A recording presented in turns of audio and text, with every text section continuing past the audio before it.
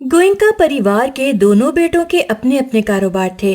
एक दिन सब घर वाले छोटे बेटे शाम के लिए लड़की देखने गए तो सबसे पहला झटका सांवरी को लगा।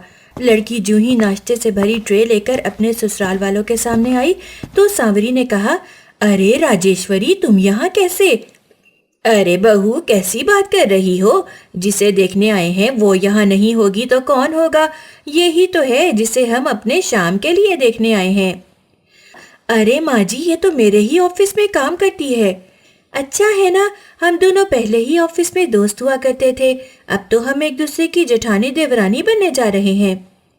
दोस्त का लफ्ज सुनकर सांवरी ने सोचा कि हमारी इतनी अच्छी बनी नहीं ऑफिस में। खैर, शायद देवरानी जी मेरे लिए अच्छी साबित हो। रिश्ता पक्का हो गया और गोइंका परिवार वाले घर आ गए थे।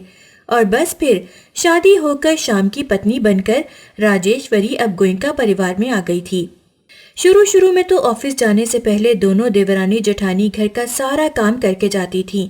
दिन गुजरते गए और राजेश्वरी को अब चिंता सताने लगी थी कि सांवरी घर की बड़ी बहू है और घर में उसी की हुक्मरानी चलती है। हालांकि सब सांवरी के दीवाने थे। सास ससुर बड़ी बहू करते नहीं थकते थे कि कहीं ऐसा न हो घर की तरह ऑफिस में भी सांवरी के चलने लगे, क्योंकि ऑफिस में भी उसके काम और मेहनत से अक्सर ऑफिस के बॉस और क्लाइंट खुश हो जाते थे। बस उस दिन से चालाक राजेश्वरी ने एक खेल शुरू किया। भाभी जी, कुछ दिनों से मैं सोच रही थी कि हम दोनों कब तक इस तरह किसी के बिजनेस के लिए एम्प्लॉय बनकर काम करते रहेंगे, तो क्यों ना हम अपना बिजनेस स्टार्ट करें। मगर ये सब कैसे मुमकिन हो सकता है? हमें काफी बड़ी अमाउंट की जरूरत होगी। अरे अरे भाभी जी, वो सब आप मुझ पर छोड़ दें। बस आप हाँ करें और देखें। अगले दिन मेड ने खाने की टेबल पर खाना लगाया और घर के सभी लोग बैठ गए थे। माँ जी और बाबा, राम और श्याम से सांवरी ने घर की बड़ी बहू होने के नाते बिजनेस से मुतालिक बात की और राजेश्वरी ने सबको विश्वास दिलाया कि हम लोग अपने खुद के बिजनेस को बहुत आगे ले जाएंगे। सभी लोग बहुत खुश हुए और सबने उस बिजनेस के लिए अपनी अपनी जमा पूंजी घर की बहुओं को दे दी थी। ऑफिस का पहला दिन था जब सांवरी और राजेश्वरी ने सब एम्प्लॉय भी हायर कर लिए थे। अचानक से इंटरव्यू के दौरान राजेश्वरी ने सबके सामने अनाउंस किया कि वो ही उन सब की बॉस है और सांवरी को ऐसे ट्रीट किया जैसे वो एक आम एम्प्लॉय हो। उस दिन सांवरी बड़ी अफसरदा हुई। ओह कम ऑन भाभी, बिजनेस में तो ये सब चलता रहता है।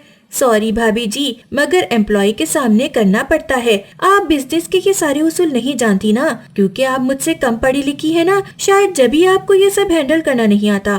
फिलहाल तो सांवरी राजेश्वरी की बातों में आ गई थी। आहिस्ता आहिस्ता दिन गुजरते गए और सांवरी जब घर आती तो राजेश्वरी का बदला हुआ बर्ताव देखती। घर में भाभी जी करती और ऑफिस में राजेश्वरी उसके साथ बहुत बुरा बर्ताव करती। क्लाइंट के सामने उसे बार बार नीचा दिखाती और कहती, काश इस बिजनेस में मैंने आपको साथ ना रखा होता और ना ही इस ऑफिस में, तो काश मेरा ये नुकसान ना होता। अब जो जो दिन गुजर रहे थे उनके बिजनेस में नुकसान होने लगा था, क्योंकि राजेश्वरी अपनी राय से सारे फैसले ले रही थी और ऑफिस में सब कुछ उसके मुताबिक चल रहा था। आहिस्ता आहिस्ता ये लोग कर्जों में डूबने लगे और नौबत घर गिरवी रखने तक की आ गई थी। राजेश्वरी ने घर वालों के सामने भी बिजनेस में नुकसान होने का सारा इल्जाम सांवरी भाभी पर लगा दिया था, जिसकी वजह से अब भाई भाई में भी अनबन होने लगी थी। सांवरी बहुत सीधी थी और उसकी रात रात भर जाग कर ऑफिस का काम करने की सच्चाई सिर्फ उसका पति राम ही जानता था। राजेश्वरी ने बड़ी चालाकी से सब भाभी के ऊपर डाल दिया था और उसने इतना घर वालों को सांवरी के खिलाफ कर दिया था कि सब लोगों ने अपनी डूबती हुई इज्जत को बचाने के लिए सांवरी का ऑफिस जाना बंद कर दिया था। वहीं दूसरी तरफ राम श्याम भी घरेलू लड़ाई झगड़े की वजह से कारोबार में मेहनत नहीं कर पा रहे थे और माँ जी बाबा भी यही सोच रहे थे, हमने अपनी सारी जमा पूंजी बहुओं के बिजनेस में लगा दी और आज उनका एक ऑफिस इन बहुओं को ले डूबा। ए भगवान, अब तू ही कोई चमत्कार कर। ये देवरानी जटानी के बीच ऊंच नीच की कैसी दीवार आ गई है। सांवरी सब कुछ जानकर भी चुप थी। हालांकि वो जानती थी कि उसकी मेहनत से सब कुछ पहले जैसा हो जाएगा, मगर वो अब ऐसा करना नहीं चाहती थी, क्योंकि राजेश्वरी ने उसे बहुत बड़ा धोखा दिया था। सारी मेहनत और दिमाग उसका था, लेकिन बड़ी चालाकी से उसका फायदा उठाकर बिजनेस की बुनियाद रखते ही राजेश्वरी ने उसे एक तरफ कर दिया था। अब सिर्फ एक ही रास्ता था जो सांवरी और राम जानते थे। उन दोनों ने एक फैसला किया और सबसे पहले सांवरी ने सभी मेड्स को नौकरी से हटाया और खुद पूरे घर की जिम्मेदारी संभालनी शुरू कर दी। और राजेश्वरी क्लाइंट से मिलने के बहाने रोज घर से बाहर चली जाती। और साथ ही राम का एक और फैसला कि सांवरी अपने पुराने ऑफिस जाएगी जहां वो पहले जॉब करती थी। ऑफिस के बॉस ने जब सांवरी को वापस देखा तो कहा, हमारे बढ़ते हुए बिजनेस में सबसे बड़ा हाथ आपका था, मगर ना जाने क्यों आपने जॉब छोड़कर अलग बिजनेस का फैसला किया। मगर हैरत है आपका बिजनेस क्यों नुकसान में गया, वो भी आपके होते हुए।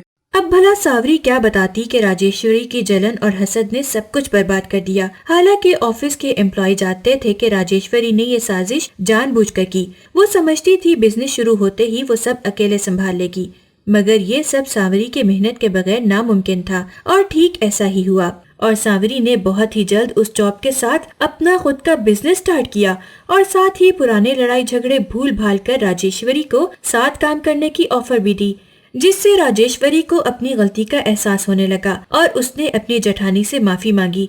और दोनों ने मिलकर एक ही ऑफिस में ऐसी मेहनत की कि दोनों ने बहुत ही जल्द अपना ऑफिस, अपना घर सब वापस हासिल कर लिया। राम शाम के बीच भी अब सब कुछ ठीक होने लगा था और सभी घर वाले भी जेठानी देवरानी को एक ही ऑफिस पे साथ काम करता देख बहुत खुश थे और घर की शानो शौकत और ठाट बाट फिर से वापस लौट आए थे।